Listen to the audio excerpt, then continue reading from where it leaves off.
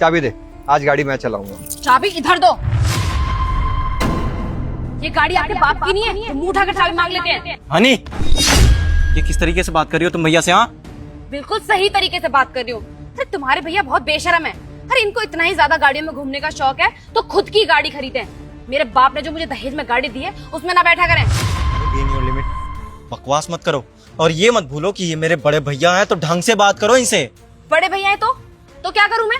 तुम्हारे भैया कोई काम करते बड़े भाई होने का? हाँ, अरे घर में पड़े रहते हैं और तो और इनके पास तो नौकरी भी नहीं है। घर का सारा खर्चा तुम उठा रहे हो। तुम्हारे टुकड़ों पे पल रहे हैं ये। इन्हें तो शर्म आनी चाहिए, कुछ करना चाहिए, बाहर जाकर कोई नौकरी ढूंढनी चाहिए। लेकिन नहीं, तुम्हारे भैया और भाभी को ना हराम के खाने की आदत पड़ चुकी है, इसीलिए घर में पड़े रहते हैं। इन्हें पता है अच्छे से कि छोटा भाई कमा रहा है, पालता रहेगा।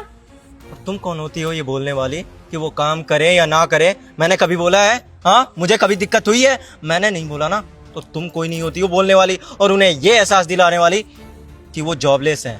आई बात समझ में? सतीश प्लीज, तुम तो रहने ही दो, तुम्हें कुछ नहीं पता है। तुम्हारे भैया और भाभी ना तुम्हारा यूज कर रहे थे टाइम से। अरे तुम दिन रात बाहर काम करते रहते हो, पैसे कमा कमा कर लाते हो, घर का खर्चा, घर का रेंट और तो और तुम्हारे भैया भाभी के बच्चों की पढ़ाई भी तुम ही करवा रहे हो। अरे इतना फालतू का पैसा है क्या हमारे पास? कल को हमारे बच्चे होंगे, उनके फ्यूचर के लिए हमें पैसे चाहिए होंगे, तब क्या करोगे? सारा पैसा तुम अपने भैया भाभी लुटा दोगे क्या? क्या हो गया तुम्हें? क्यों इतनी बदतमीजी से बात कर रही हो? ढंग से बात कर लो। वो मेरे बड़े भैया भाभी, उनको बुरा लग रहा होगा तुम्हारी बातों से। अरे बुरा लग रहा है तो लगने दो, मुझे कोई फर्क नहीं पड़ता। तुम्हारे भैया और भाभी को पता चलना चाहिए कि दूसरों के पैसों पे ना ज्यादा दिन तक ऐश नहीं करनी चाहिए। और तो और ये तो वो सामान भी यूज करते हैं जो मैं अपने घर से लाई हूँ दहेज में। अरे बहू, तुम दोनों आपस में क्यों लड़ रहे हो? छोटी सी तो बात है। तुम यही चाहती हो ना कि मैं गाड़ी ना चलाऊं? ठीक है, मैं नहीं चलाऊंगा। नहीं भैया, एक मिनट। हनी, ये तुम तब से क्या लगा रखी हो? दहेज दहेज दहेज। तुम क्या जताना चाहती हो कि हम तुम्हारे दहेज के बदौलत अपनी जिंदगी बिता रहे हैं और तुम ये एहसास दिलाना चाहती हो कि तुम्हारे पापा ने मुझे दहेज दिया है? तो मैं ये बात क्लियर कर देना चाहता हूँ कि मैं उनसे मांगने नहीं गया था दहेज। वो अपनी खुशी से दिए थे और वो तुम्हारे लिए दिए थे ताकि तुम अपनी लाइफ अच्छे से स्पेंड कर सको। आई बात समझ में? अगर गाड़ी दी है ना तो गाड़ी में तुम घूमती हो, एसी दिया है तो एसी का हवा तुम खाती हो। एग्जैक्टली। अगर मेरे पापा ने सामान मुझे दिया है ना दहेज में, तो वो सारा सामान मैं यूज करूंगी, चाहे वो गाड़ी हो, घर का एसी हो या फिर कोई और सामान। तुम्हारे भैया भाभी का कोई हक नहीं बनता उस सामान पर। ये तो गाड़ी को इस तरीके से लेके जाते हैं जैसे कि इनके बाप की गाड़ी हो। अरे गाड़ी में फुल टंकी करवाती हूँ मैं, पूरी पूरी टंकी खत्म करके आ जाते हैं। तुम्हें पता है ना पेट्रोल कितना महंगा हो रहा है। काम धाम कुछ करना है नहीं, बस फालतू का खर्चा करना है इनको हमारा। बहू, तुम कुछ ज्यादा बोल रही हो, जरा शांत हो जाओ। ये जगह सही नहीं है। नहीं जी, आप चुप हो जाइए, मैं बात करती हूँ उनसे। क्या कह रही थी? हाँ, कि ये दहेज में आप गाड़ी लाई हैं तो हम इस्तेमाल नहीं कर सकते हैं? भाभी आप तो प्लीज शांति रहो। अरे आप तो जब से इस घर में आई हो तब से मजे की जिंदगी है आपकी। पहले भैया कमा रहे थे, उसके बाद वो जॉबलेस हो गए, उसके बाद मेरा पति कमाने लग गया। आप तो बस घर में पड़े पड़े आराम करती रहती है। घर में नौकरानी लगी हुई है, घर का सारा काम तो वो कर देती है।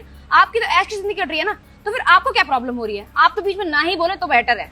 हनी, तुम्हें इस घर में आए हुए 3 महीने भी नहीं हुए हैं और तुम अपने रंग दिखाने शुरू कर चुकी हो। तुम्हें क्या पता है यहाँ पे इस घर के तौर तरीकों के बारे में कुछ मालूम है? नहीं पता ना? आज तुम्हें मैं बता ही देती हूँ ताकि आइंदा से जो तुमने मेरे हस्बैंड के साथ किया है ना वो तुम दोबारा ना दोहराओ।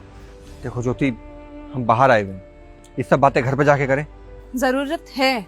अगर आज नहीं बोली ना मैं तो फिर से ये इस तरीके से बदतमीजी करेगी आपके साथ, मेरे साथ। एक बार इसको पता चल जाए ना कि इसके हस्बैंड के लिए क्या कुछ नहीं किया हम लोगों ने, तब इसको समझ में आएगा। तो अब सुनो, तुम्हारा हस्बैंड जो आज इतनी अच्छी नौकरी कर रहा है ना, वो सिर्फ और सिर्फ मेरे हस्बैंड की वजह से। अगर ये ना चाहते तो शायद देवर जी की इतनी अच्छी नौकरी ना लगती, वो फौरन ना जा पाते, इतनी बड़ी कंपनी में वो इतनी अच्छी पोस्ट पे ना होते और तुमसे भी ना मिल पाते शायद।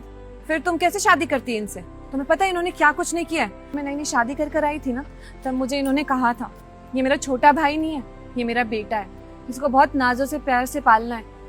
मम्मी पापा नहीं थे तो इन्होंने बहुत ध्यान रखा है इनका। और उसके बाद मैंने भी इनकी बात को गांठ बांध लिया था कि इनकी सारी खुशियों का ध्यान रखना, टाइम पे इन्हें खाना पीना देना है, क्योंकि ये पढ़ाई कर रहे थे उस टाइम। और पढ़ाई करते करते जब इन्हें ग्रेजुएशन करनी थी, आगे अपनी पढ़ाई कंटिन्यू करने के लिए फॉरेन जाना था, और मेरे हस्बैंड उस टाइम स्ट्रगल कर रहे थे, लेकिन फिर भी इन्होंने प्रायोरिटी दी अपने भाई की पढ़ाई पे। उन्होंने अपना बिजनेस जो नया नया स्टार्ट किया था, बहुत अच्छी तरक्की कर सकता था उस टाइम, लेकिन नहीं, वो बिजनेस इन्होंने बंद किया, बेच दिया, मार्केट से पैसे उठाए ताकि अपने भाई को फॉरेन भेज सके, उसकी पूरी पढ़ाई करवा सके। अपने छोटे भाई के लिए इन्होंने अपने फ्यूचर को सैक्रिफाइस कर दिया। उन्होंने ये तक नहीं सोचा कि अगर वो अपने बिजनेस को बंद कर देंगे तो आगे कैसे कमाएंगे, अपने परिवार को कैसे चलाएंगे। उन्होंने सबसे पहले प्रायोरिटी अपने भाई की पढ़ाई पे दी। अगर उनका भाई फॉरेन ना जा पाता, पढ़ ना पाता, कुछ बन ना पाता, तो सबसे ज्यादा दुख पता है किसको होता? इनको होता, क्योंकि अपने भाई को हमेशा सक्सेसफुल होता हुआ देखना चाहते थे। जो सपना इन्होंने खुद के लिए देखा था, जिसे वो पूरा नहीं कर पाए, वो अपने भाई के अंदर देखते थे। अपने भाई को ना ये बिल्कुल बच्चे की तरह मानते थे। और आज इन्होंने कभी उम्मीद नहीं की होगी कि ये दिन देखने को मिलेगा। उनका भाई जिसे वो इतना प्यार करते, उसकी बीवी उनसे इतनी बदतमीजी से बात कर रही है, उनको कह रही है कि वो जॉबलेस है, कुछ करते नहीं है। तुम्हें क्या ही मालूम है इन दोनों भाई के प्यार के बारे में? और तुम्हें अगर इतना ज्यादा गुरूर है ना अपनी दहेज की लाई हुई चीजों पे, तो तुम एक काम करो ना, अपनी सारी चीजें सेपरेट कर लो, जो कुछ भी तुम दहेज में लाई हो। पहली बात तो हमारे परिवार में तुम्हारे परिवार वालों से दहेज नहीं मांगा, तुम्हारे पापा ने खुद अपनी खुशी से दहेज दिया था।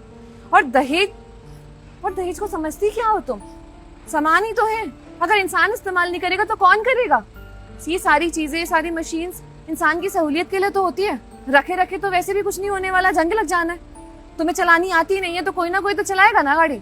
और तुम्हें इतनी ज्यादा प्रॉब्लम है ना कि हम तुम्हारी दहेज की लाई हुई चीजों को टच ना करें, तो हमें भी कोई शौक नहीं है।